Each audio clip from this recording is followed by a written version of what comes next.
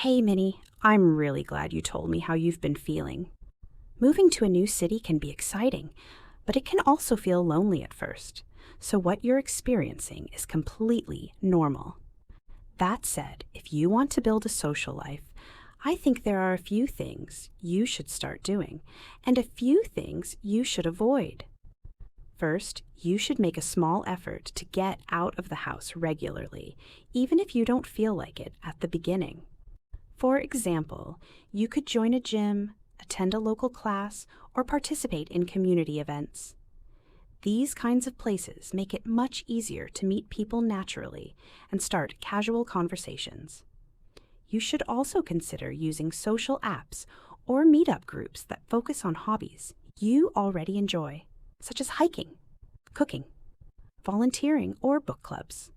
At the same time, you shouldn't wait for others to always make the first move. Taking the initiative to start conversations or accept invitations can really help build confidence over time. Finally, try not to isolate yourself by staying home too much, because that can slowly increase feelings of loneliness. If you stay open, patient, and consistent, I'm confident you'll gradually build meaningful friendships and start feeling more at home in your new city.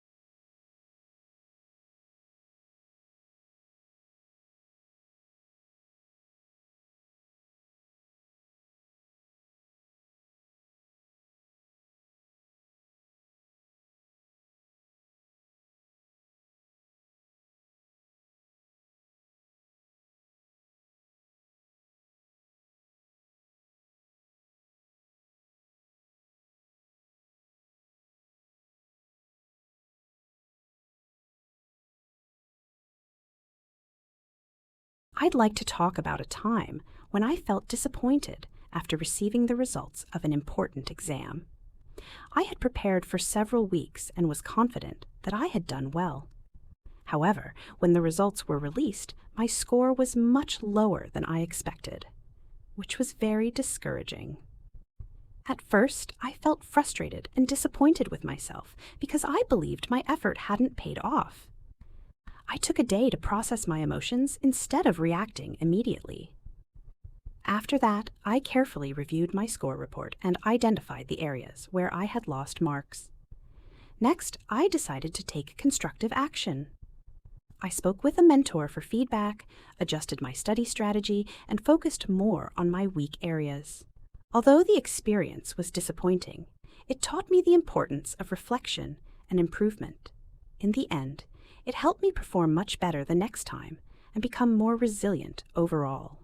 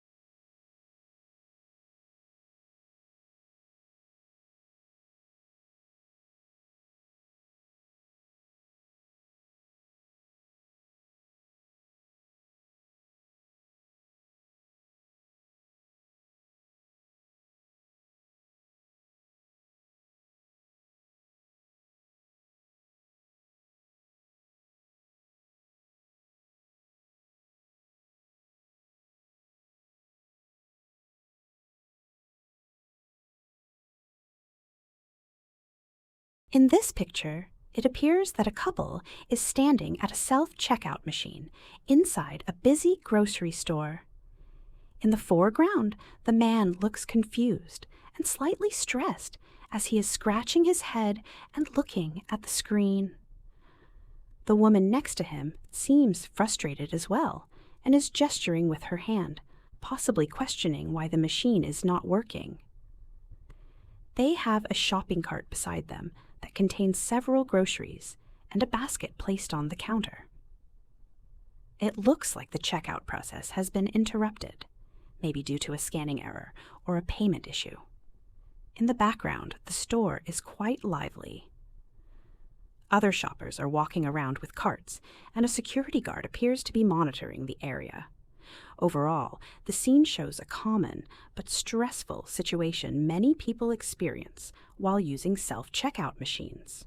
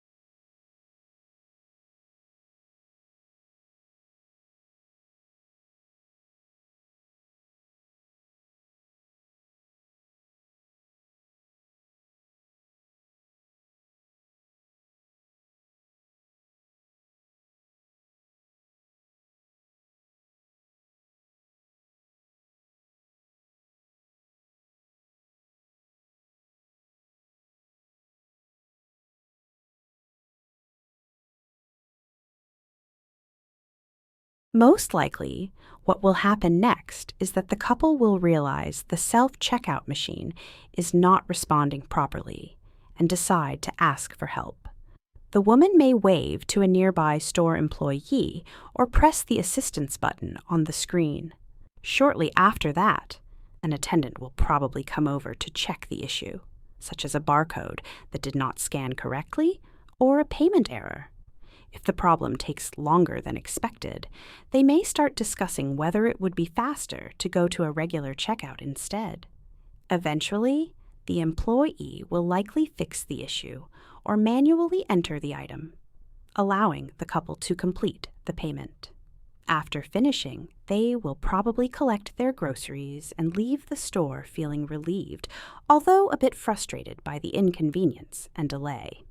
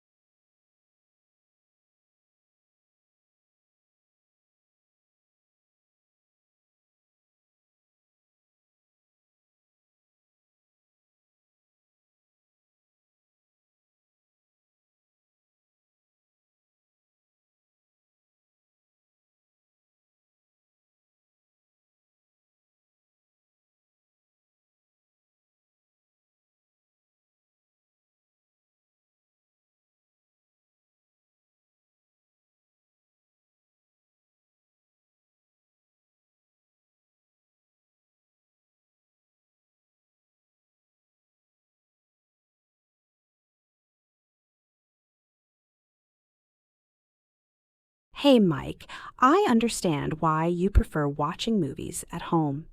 It's comfortable and definitely more convenient. However, I really think going to the cinema is a better option overall. First of all, the big screen and high quality sound system create a much more immersive experience that you simply can't replicate at home. Action scenes, background music, and visual effects feel far more powerful and exciting in a theater. In addition, cinemas usually have fewer distractions. At home, it's easy to pause the movie, check your phone, or get interrupted by messages or household noises. But in a theater, you can fully focus on the film from beginning to end. Going to the cinema also feels more like a special occasion or a social outing, which helps you relax and enjoy the experience more. Overall, for entertainment quality and atmosphere, I really believe going to the cinema is the better choice.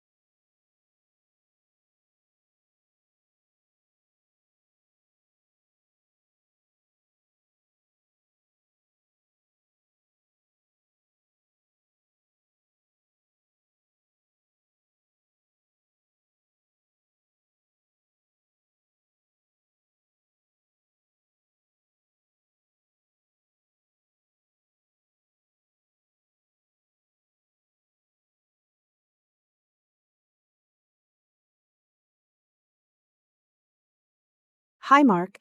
I just wanted to talk to you for a moment about the money I lent you a few months ago. I completely understand that unexpected expenses can come up, and I didn't want to make things awkward by bringing it up too often. However, since it's been several months and the money hasn't been paid yet, I'm starting to feel a little uneasy. I truly value our friendship, and that's why I wanted to speak to you honestly and directly instead of letting this situation affect our relationship. I was actually planning to use that money for some upcoming personal expenses, so not having it back yet has been a bit stressful for me. If possible, I'd really appreciate it if you could let me know when you might be able to return it, or even suggest a payment plan that works for you. I'm confident that if we communicate openly, we can resolve this smoothly and keep our friendship strong.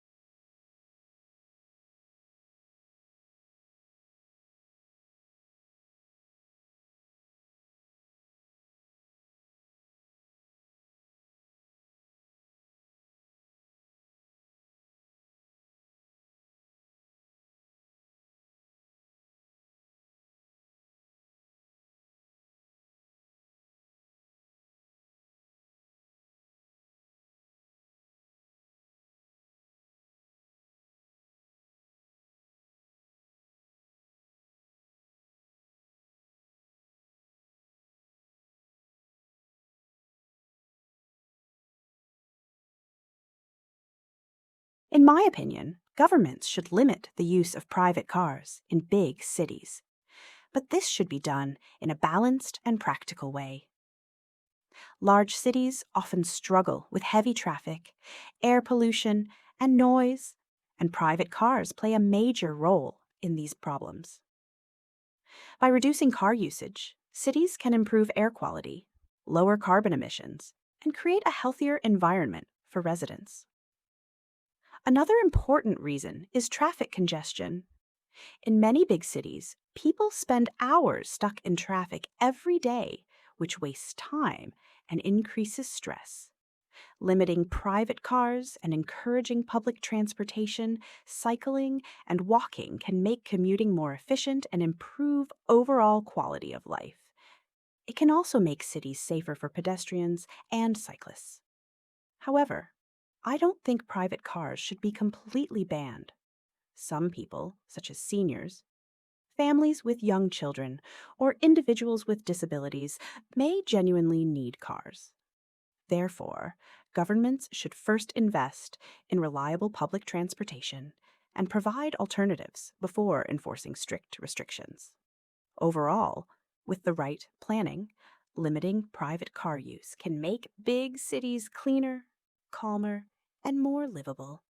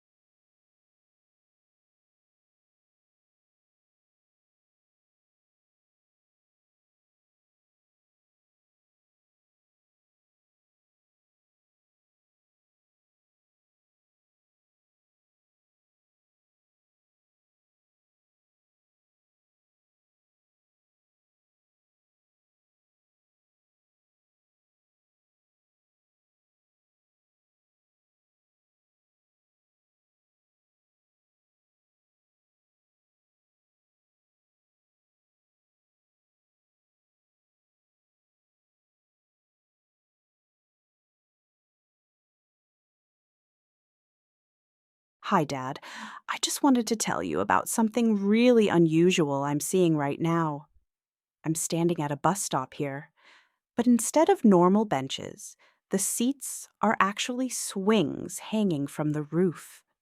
People are sitting on them and gently swinging while they wait for the bus, which looks surprisingly relaxing. The bus stop itself is very modern and clean, with a glass shelter and hanging flower baskets that make it feel almost like a small park. There are trees all around, and sunlight is coming through the leaves, creating a calm atmosphere. Some people are checking their phones, while others seem to be enjoying the swings. The whole place feels peaceful and creative. I've never seen anything like this before. It's a really fun and thoughtful design.